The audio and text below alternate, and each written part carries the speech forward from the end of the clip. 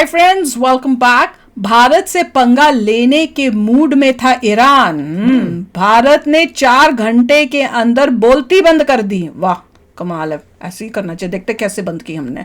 ये मेरे ख्याल से वही है पंगा जो लिया, जो बोला ना। इंडिया का रिस्पॉन्स अच्छा था। तो अच्छा, रिस्पॉन्स क्या था? मैंने तो सुना ही नहीं। मतलब ऐसे कुछ था कि जो तुम बोल रहे हो वो इनवैलिड, तुम अपने पहले ट्रैक रिकॉर्ड देख लो, उससे पहले तो हमें कहते हो। अच्छा, चलो कि जो भी माइनॉरिटीज की प्रॉब्लम आ रही है अपने देश की पहले तो देख लो, उसके बाद हमसे बात करना। अच्छा, मेरे को लगा उन्होंने बोला होगा कि तुम्हारे लेडीज के साथ क्या हो रहा है, वो सब। वो नहीं, उन्हें ये बोला कि तुम अपनी माइनॉरिटीज की बात कर रहे हो कि अपने अपनी माइनॉरिटी देख लो। हाँ, वेरी नाइस। ऐसे इनको दिखाना, इनको आईना दिखाओ। अब आईना दिखाओ और बोलो चुप बैठो। ये सब देश ऐसे ही हैं, एक से एक बढ़कर बिना सोचे समझे बोलते हैं। तो चलो वीडियो शुरू करते हैं। 5:16 के ऊपर ईरान के सुप्रीम लीडर खामेनेई का भारत को लेकर एक ट्वीट आता है और उसके ठीक 4 घंटे 36 मिनट के बाद भारत के विदेश मंत्रालय की तरफ से ईरान को उसी की भाषा में जवाब दिया जाता है। दरअसल पिछले कल शाम 5:16 के ऊपर ईरान के सुप्रीम लीडर खामेनेई एक ट्वीट किया था। अभी ट्वीट काफी ज्यादा इंपॉर्टेंट हो जाता है क्योंकि ईरान के लिए कहा जाता है कि ईरान की सरकार या प्रेसिडेंट सिर्फ एक फॉर्मेलिटी के लिए बनाई जाती है, क्योंकि सारी पावर्स ईरान के सुप्रीम लीडर के पास होती है। रिलीजियस और पॉलिटिकल दोनों ही लेवल के ऊपर ईरान का सुप्रीम लीडर हाईएस्ट अथॉरिटी होता है और ईरान की सरकार या ईरान के प्रेसिडेंट के किसी भी फैसले को ओवरटर्न करके बदल भी सकता है। ईरान के अंदर जुडिशरी, मिलिट्री कमांडर्स, मीडिया और कई सारे इंपॉर्टेंट इंस्टीट्यूशंस के ऊपर अपॉइंटमेंट का फैसला सुप्रीम लीडर ही करता है। फोटो भी उसी की है क्या? ऊपर की कोई और है? Media, foreign policy, arm forces और रिलीजियस मैटर्स, इन सब का कंट्रोल ईरान में सुप्रीम लीडर के पास ही होता है और वो इनके फैसले को काफी ज्यादा प्रभावित भी करता है। ईरान की जो रेवोल्यूशनरी गार्ड्स है वो भी सुप्रीम लीडर के अंडर ही आती है। न्यूक्लियर पॉलिसी, इसके अलावा ईरान की फॉरेन पॉलिसी के सारे फैसले, मिलिट्री और डिप्लोमेसी से संबंधित ये फैसले भी ईरान में सुप्रीम लीडर ही कंट्रोल करता है। सरकार के किसी भी फैसले को बदलने के लिए सुप्रीम लीडर के पास सारी पावर्स हैं। उसको किसी से परमिशन भी नहीं लेनी पड़ती है। जबकि ईरान का प्रेसिडेंट केवल डोमेस्टिक पॉलिसीज के फैसले कर सकता है, अपने मिनिस्टर्स अपॉइंट कर सकता है, ईरान को वहां पर जाकर रिप्रेजेंट कर सकता है, वो भी अगर सुप्रीम लीडर उसमें कोई बाधा ना डाले तो। इसलिए ये कहा जाता है कि ईरान में प्रेसिडेंट हो या ना हो, इससे कोई भी फर्क नहीं पड़ता है। सुप्रीम लीडर क्या बोलता है वो ज्यादा मैटर करता है। और पिछले कल ईरान के सुप्रीम लीडर खामेनेई ने भारत के ऊपर जो ट्वीट किया है उसका स्क्रीनशॉट आपकी स्क्रीन के ऊपर है। इस ट्वीट में खामेनेई ने लिखा है कि इस्लाम के दुश्मन हमेशा से कोशिश करते आए हैं कि एक इस्लामी उम्मा के तौर पर हमारी जो साझा पहचान है उसको लेकर हम सबको बेपरवाह बना दिया जाए। हम अपने आप को मुसलमान तब तक नहीं कह सकते हैं अगर हम म्यांमार, गाजा, भारत ऐसे देश के साथ हमें कुछ करना ही नहीं चाहिए। मुसलमान क्या दर्द झेल रहा है उस दर्द से हम बेखबर रहते हैं। यानी कि गाजा, म्यांमार में रोहिंग्या मुस्लिम्स और भारत के मुस्लिम्स आज के डेट में जो दर्द झेल रहे हैं वो बराबर का है और एक समान रख लो फिर उनको अपने पास। ईरान के सुप्रीम लीडर का जैसे ईरान के सुप्रीम लीडर की तरफ से ट्वीट आया उसके तुरंत बाद भारत सरकार का विदेश मंत्रालय एक्टिव हो गया और देर रात को 9 बजे भारत सरकार की तरफ से एक ऑफिशियल स्टेटमेंट जारी की जाती है। इस स्टेटमेंट में भारत कहता है कि ईरान के सुप्रीम लीडर ने जो भारत के माइनॉरिटीज यानी भारत के मुस्लिम्स के ऊपर जो बयान दिया है वो पूरी तरह से अस्वीकार्य है और हम उसकी कड़ी निंदा करते हैं। ये बयान मिस इन्फॉर्म्ड है, यानी कि गलत जानकारी के ऊपर आधारित है। जो देश माइनॉरिटीज के ऊपर कोई कमेंट पास करके टिप्पणी करते हैं उन देशों को भारत की सलाह है कि सबसे पहले वो देश अपने देश में माइनॉरिटीज का क्या हाल है, उनका अपनी माइनॉरिटीज को लेकर क्या रिकॉर्ड है, टिप्पणी करने से पहले उसके ऊपर वो नजर डाल दें। वैसे ही वही ईरान है जब इसके प्रेसिडेंट इब्राहिम रईसी की हेलीकॉप्टर क्रैश में डेथ हुई थी तब उनके फ्यूनरल में भारत ने अपने वाइस प्रेसिडेंट जगदीप धनखड़ साहब को नहीं भेजना चाहिए था। क्यों भेजते हैं? प्रॉपर रिस्पेक्ट शो थोड़ा सा दे दिया तो पीछे हो गए हम लोग। जिसके साथ मिलकर हम चाबार पोर्ट के ऊपर काम कर रहे हैं और भारत कई $1 बिलियन की इन्वेस्टमेंट ईरान में कर रहा है। ईरान के सुप्रीम लीडर को भारत के मुसलमान तो दिख रहे हैं लेकिन चाइना में मुस्लिम्स के ऊपर क्या अत्याचार हो रहे हैं वो कभी किसी को नहीं दिख रहा है। वहाँ पर तो चाइना मस्जिदों में और मीनारे तोड़कर वहाँ पर पब्लिक टॉयलेट्स तक बना रहा है और भारत में हमारी माइनॉरिटीज कई महीनों तक रोड्स ब्लॉक करके देश के बाकी सभी लोगों को परेशान करती है। मेजॉरिटी के लोगों में जब यहाँ पर यात्रा निकलती है तो वहाँ पर पथराव भी करते हैं और तब भी भारत के मुसलमानों को गाजा या फिर म्यांमार के रोहिंग्यास के साथ कंपेयर किया जा रहा है। आई होप कि मोदी सरकार इस स्टेटमेंट के ऊपर ईरान के जो भारत में एम्बेसडर हैं उनको समन करे और साथ में ईरान की सरकार के ऊपर कोई स्ट्रिक्ट एक्शन ले, वरना ये सारी चीजें आगे और भी बढ़ेंगी और दोबारा से इस तरह का बयान आ सकता है। अब अगर उंगली पकड़ा दी तो ये हाथ नहीं फिर गले तक जा सकते हैं और इससे अच्छा होगा कि भारत के मुस्लिम लीडर्स इस स्टेटमेंट के ऊपर सामने आए और ईरान के सुप्रीम लीडर की स्टेटमेंट की निंदा करें। बात यही है कि जब भी कोई इंडिया के मुस्लिम्स के बारे में बात करता है तो इंडिया के मुस्लिम्स को इकट्ठे होकर जवाब, मुंह तोड़ जवाब देना चाहिए।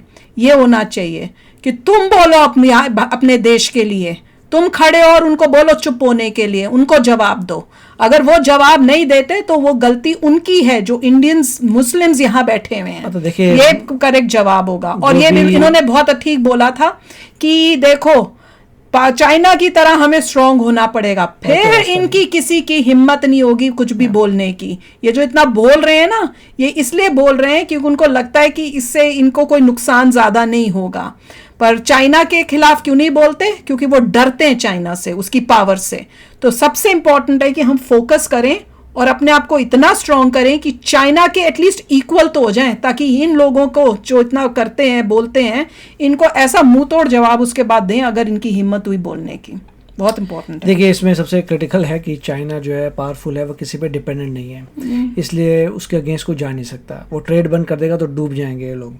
अब ये अजीब सी बात है कि खुमैनी जो है इंडिया को भी उस लिस्ट में लगा रहा है जहाँ म्यांमार है और दूसरा गाजा था। है। वो बिल्कुल ही कंपैरिजन है ही नहीं। हाँ।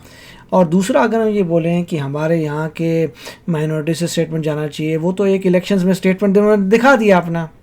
मगर हम देखें इलेक्शन में सबको ये लगता था कि मोदी जी ज़बरदस्त जीतेंगे, that should be the outcome.